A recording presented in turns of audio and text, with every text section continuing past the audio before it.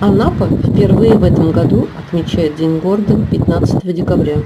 До этого День города отмечали 21 сентября в честь освобождения Анапы от немецко-фашистских захватчиков. Изменение внесло законодательное собрание. 15 декабря 1846 года Николай I издал указ о присвоении статуса города Анапе.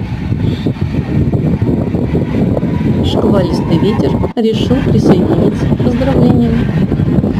Но плюс 10, и это здорово, и настроение повышает. Щучьему велению, по моему хотению.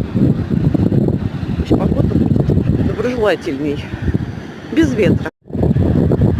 Щука не послушала, и мы успели убежать домой до того, как начался дождь.